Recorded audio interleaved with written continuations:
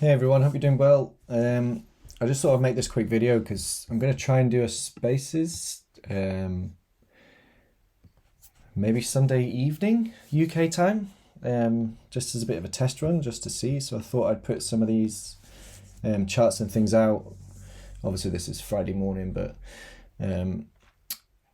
yeah, just as kind of a reference point for some of the things that I'd like to bring up as just the kind of preamble into a chat on Sunday.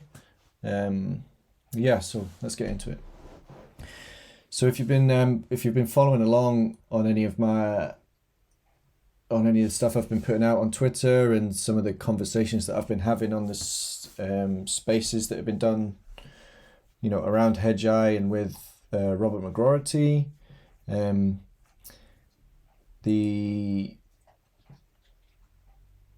the space that the FTSE 100 the space that the FTSE 100 is in is very different to the other like major global indexes like the S&P 500 and the Nasdaq, right?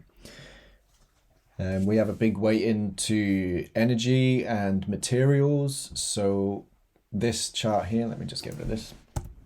So this kind of the top for us was in April, whereas if we look at something like the S&P, the top came all the way back, well, at least on this chart here, the start of January, and it's been down all the way since. Okay.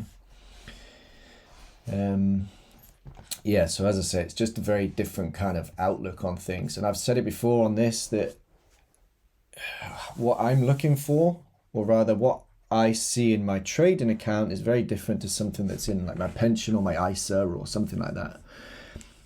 So what I have to be conscious of is that it doesn't get to the end of the year and I say, hey, look how great my trading account is.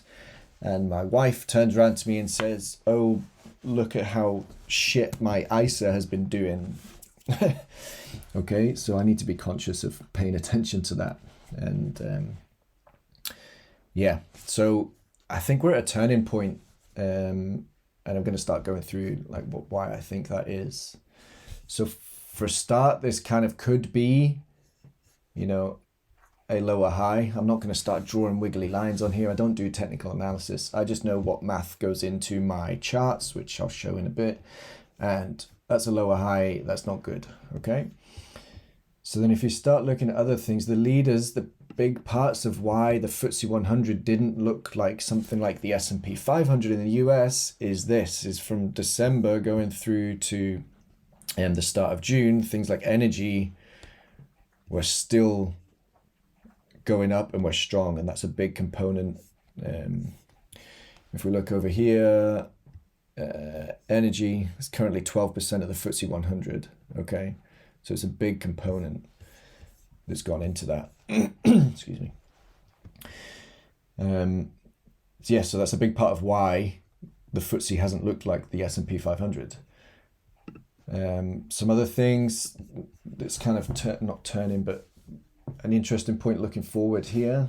Healthcare still looks positive. Industrials, not so much. Tech has had this big, huge move, really high volatility, but tech's a tiny proportion of the FTSE 100, less than 1%.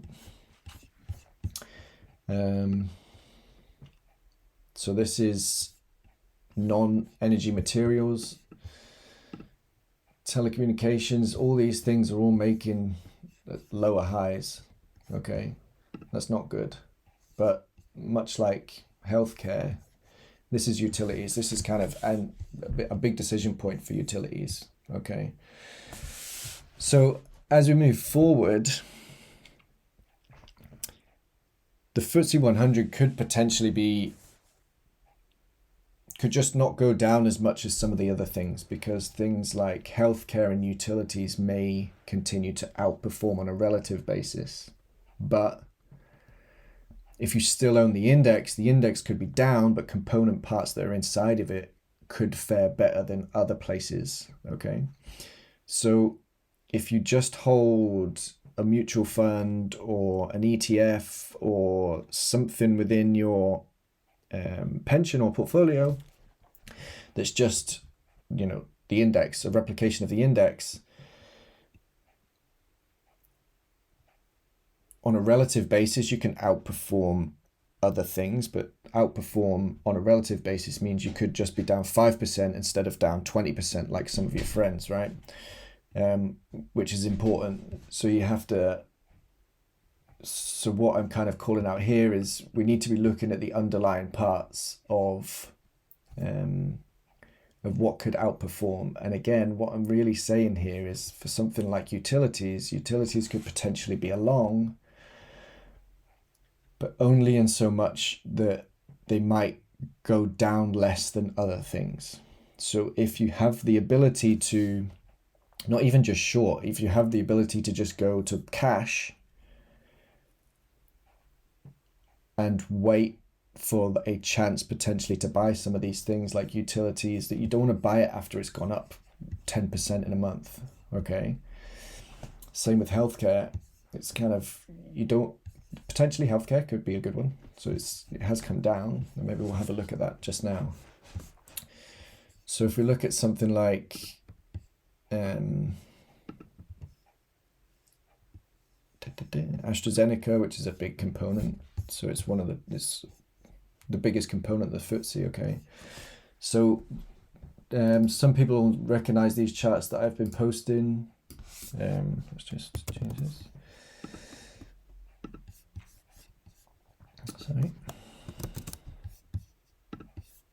It's 5,000.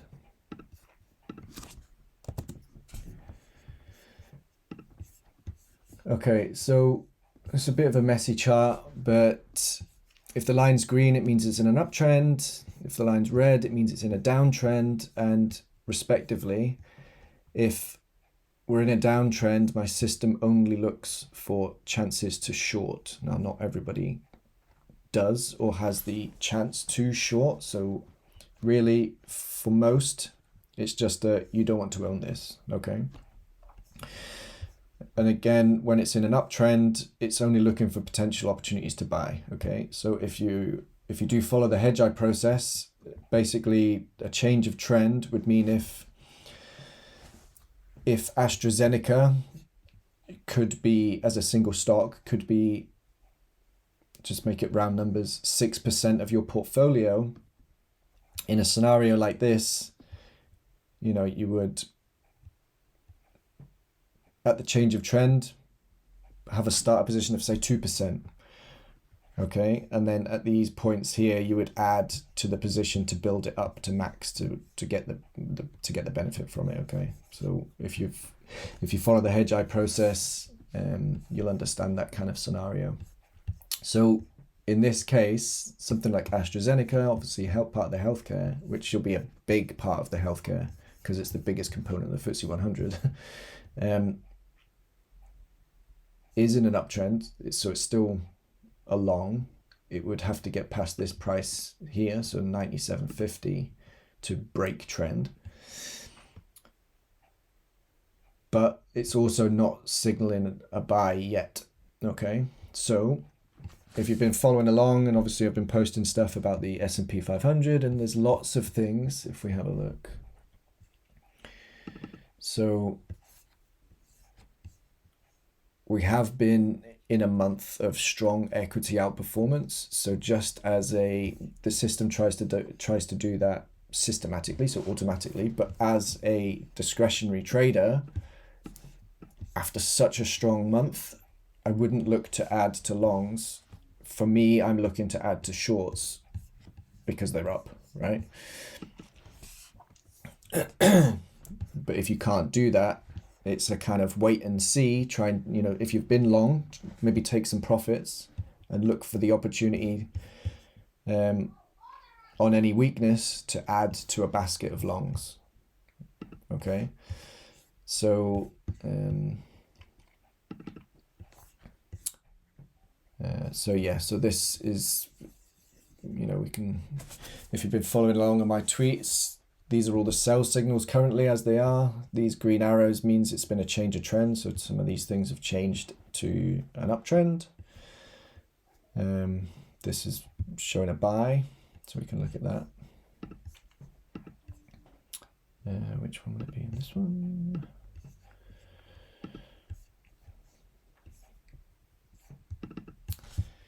I have no idea what it is. Okay, so it's recently shown a change of trend and it's got below this. It's got below this line, so it's triggered a buy, but yeah. So we'll see. We'll see what happens. I haven't bought it. I think there's at least a period of weakness to come because all of the indexes have been so strong for a month. So I wouldn't be looking to buy things now. Like I said, I'm looking to short things. And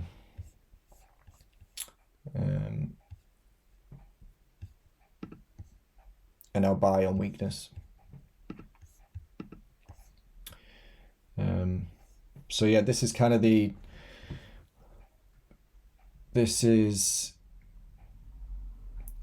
Glencore, so materials, commodities, inflation. This is kind of the opposite to what I was talking to my son this morning, because I'm trying to have conversations with him about being careful about the kind of hidden advertising that's on YouTube videos and stuff like that. Just this morning, so this is Friday the 5th of August, almost every podcast that I listen to, I had a flick through them. They normally come out Friday morning before the weekend, and I scrolled through them all of them about inflation and commodities. Okay, so something like Glencore, which is a materials, peaked on the 6th of June, broke trend on the 21st of June. So again, it's not the way I do it, but this would seem you would start a starter short position at the trend change. But now we're here. This is a point where I'm now building up a short position in Glencore. Okay, so it's a really good example of it. And although I just do numbers, the fact that this morning, so this triggered last night, and then this morning there's like 6 podcasts about inflation is great. So we'll see. I just wanted to start putting out some of these charts just to kind of use as a frame of reference that for the conversation that hopefully we'll have on Sunday, and just as something to be aware of, that we've been kind of insulated in the UK. If you've had, obviously through pensions and things and ISAs and whatever, if you've had a big FTSE exposure, up until now we have been insulated from the volatility that there's been specifically in the US. Okay, like I said, so the US peaked in November, and as you can see here, through right from the start of the year, something like Glencore, materials, commodities exposure was on a rip until June. So I think is a really important moment, even if it's just to take stock of what's potentially coming. So sorry, it was a bit rambly. I just kind of thought I'd do this really quickly. So I'm going to put out a link maybe to something on Sunday evening. Hopefully some of you can join, and so I'll speak to you on Sunday night. Cheers.